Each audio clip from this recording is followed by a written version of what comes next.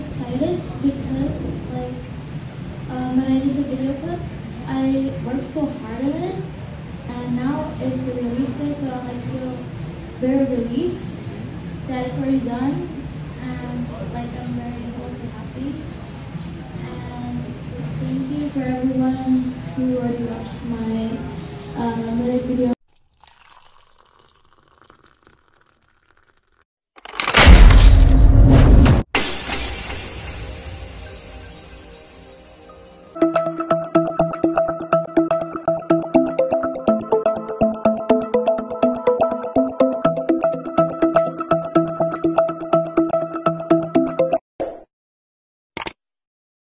Tadi aku mau nanya dulu sama Pak Muna.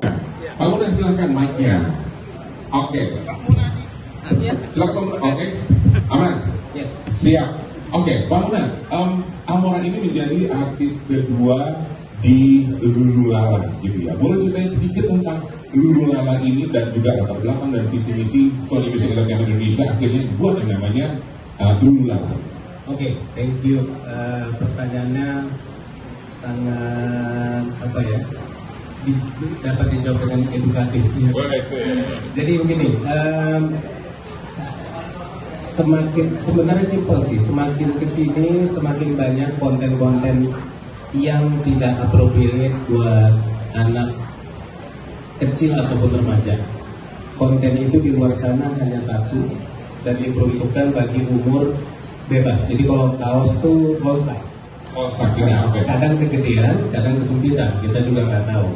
Nah, sama juga dengan konten. Tiba-tiba kita buka satu aplikasi video sharing, yang keluar bahasanya tidak appropriate, tidak benar, gitu ya. Tapi kita nggak bisa bikin apa-apa karena tidak ada KPI seperti media pada umumnya yang bisa menyensor. Lalu kemudian yang kedua, gambarnya sendiri juga kadang tidak diperuntukkan buat usia yang tertentu gitu karena all size tadi. Nah, melihat hal tersebut banyak sekali kegelisahan orang tua termasuk saya sendiri ya, dan teman-teman di Sony, Mas Keke, Mas Tommy dan Mas Teddy dan semuanya. Jadi kita sepakat pada saat itu karena kita ada di circle ini, maksudnya circle itu di industri musik ini. Apa legacy yang bisa kita tinggalkan pada saat kita sudah tidak ada lagi? So kita pikir harus ada yang memotori musik anak-anak ini kembali lagi karena amin. Terima kasih. Boleh kalau mau tepuk tangan teman-teman yang lain. Jadi dikarenakan saya rasa juga teman-teman media juga mengalami hal yang sama ya. Pulang dari kerja gitu sampai rumah kok kosakata anak gua nambah begini ya. Kok yang ditonton ini dan seterusnya dan seterusnya. So dikarenakan hal tersebut kita harus membuat satu konten yang bisa tanda kutip ya menandingi hal tersebut gitu. Harus kita sediakan ya, kalau bukan kita siapa lagi. So dari sisi situlah kita mikir kita harus membuat satu musik yang sifatnya edukatif. Harus ada anak-anaknya, harus ada lagi. Saya kebayang zaman dulu saya sekolah dapat tugas mau tahu tentang lagu anak, saya mesti naik sepeda ke toko kaset, ke toko CD. Sekarang nggak ada gitu, hilang gitu, semua tuh hilang gitu. Yang ada ya lagu di speed up, lagu di slow down, lagu di remix, macam-macam lah ya, lagu digabung-gabung dan seterusnya dan seterusnya. So dikarenakan hal tersebut lah lahir ide untuk yuk kita bikin sub label buat anak-anak. Ya kan, secara bisnis bisa saja itu tempat nurture yang nantinya kalau matang di situ kita bisa masuk ke level yang berbeda dari anak-anak masuk ke teenager, ke dewasa dan seterusnya. Jadi lahirlah sub label tersebut, kemudian mencari nama. Nah namanya kita cari apa yang senang bisa disebutin di seluruh dunia, nggak susah, gampang diketik, nggak banyak di Google search gitu ya. Nggak banyak ngebingungin gitu, ditaruh di YouTube juga channelnya gampang diketik. Lahirlah nama Lululala itu tadi. Lalu kita propose ke New York dan di approve lah di sana dan jadilah label tersebut. Kemudian kita lihat kita juga nggak nge-sign yang asal, kita lihat Haikal tadi udah kita lihat ya, cara dia menjawab, cara dia menuangkan idenya, dia benar-benar mengalir begitu saja. Itu orang memang, ini anak memang ada isinya gitu ya, memang pintar dan lain sebagainya, berkualitas. Yang berkualitas keduanya adalah Amora. Nah, Amora ini agak unik. Jadi waktu saya cerita-cerita sama Mas Keke waktu itu baru join Sony. Bangunan itu kan ada anaknya Mbak Kade tuh nyanyi, namanya Amora. Oh ya, coba deh cari kan, search. Waduh, saya nggak kenal Mbak Kade ya, waktu itu belum kenal Mbak Kade. Gimana ya caranya? Oh, tapi kita ingat, kita sekantor dengan Pak Ari Legowo. Pak Ari Legowo itu adalah country head e-orchard Indonesia, kebenaran subsidiary-nya company-nya Sony. Kita sekantor, dan dulunya beliau itu enak di Warner Music, jadi sohibnya Mbak Kade banget. Jadi kalau memang udah meant to be ya meant to be aja ya. Akhirnya ketemu, dipertemukanlah kami, dan gayung bersambut. Kami sangat happy, sangat bahagia Amora bisa menerima pinangan kami juga di Sony Music, dan kami harapkan yang sama dari Mas Raul Lemos juga Mbak Krisdayanti, bahwa kerjasama ini sangat patut kita syukuri ya.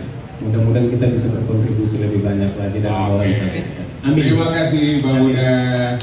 Oke, Amora, selamat ya, akhirnya kan hari ini launching juga nih single pertama kamu. Selain happy tentunya, apalagi nggak ngerasain hari ini setelah akhirnya punya single pertama dirilis.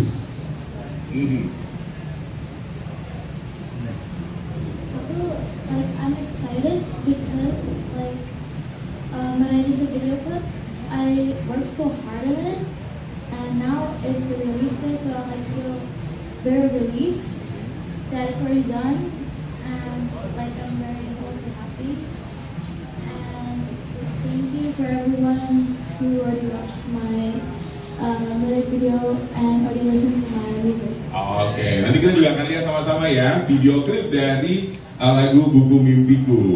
Mbak Kade, kalau kita flashback, seingat Mbak Kade, dari umur berapa sih Amora itu punya bakat nyanyi? Kapan ngehnya?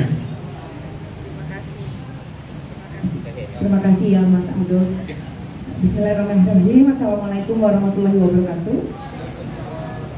Alhamdulillah, selamat sore untuk semuanya. Terima kasih.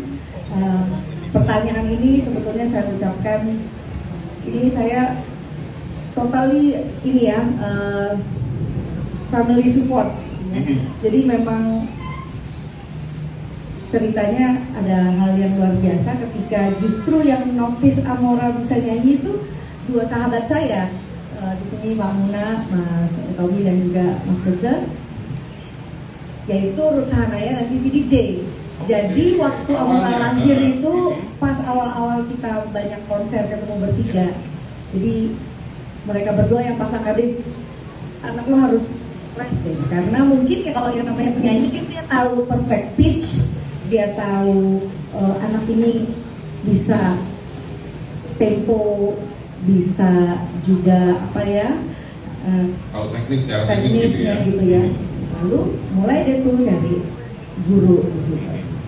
Jadi ya anak ini punya ya sedikit di luar kemampuan saya, karena saya benar-benar saya out of the box, saya nggak bisa. Saya tahu melodi tapi saya nggak ngerti not, saya nyanyi kebanyakan nyanyi lahir di panggung mungkin ya. Jadi anak ini lebih bisa blind note gitu, kalau gurunya kasih kunci yang lain-lain dia bisa, terus plus piano. Jadi kalau buat saya anak ini mungkin punya bakat, iya punya bakat, lalu orang tua kan juga memberikan medianya untuk dia berlatih gitu. Jadi karena dia punya kemampuan mungkin jadi bisa. Lalu saya tanya dulu sama ayahnya di sini, izin dulu karena memang prioritasnya Amora tuh, kalau orang tua kan pinginnya anaknya jadi dokter gitu. Akhirnya jadi meyakinkan suami saya dulu bahwa ini anak memang punya bakat. Karena kalau bakat itu kan misteri. Jadi ternyata anak ini punya bakat, kita berikan kesempatan dan ternyata dia mau belajar musik ya. Saya pikir belajar musik itu cukup bisa membuat dia nanti dalam karya-karyanya dia akan tanggung jawab. Termasuk single ini. Jadi meneruskan yang tadi Pak Muna sampaikan bahwa mereka mencari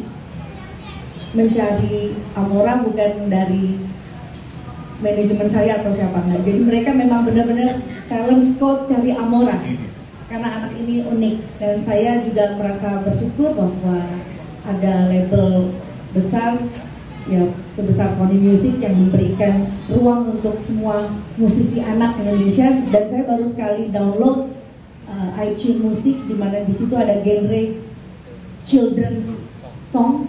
Jadi tentu semua ibu Indonesia akan bangga, termasuk seperti ibunya Mas Haikal tadi, bangga anaknya punya lagu Indonesia yang bisa ditulis sendiri. Mudah-mudahan Amora bisa jadi sahabat Mas Haikal juga nanti ya, bisa menjadi satu keluarga besar di Sony Music. Amin. Menarik sekali ya ternyata.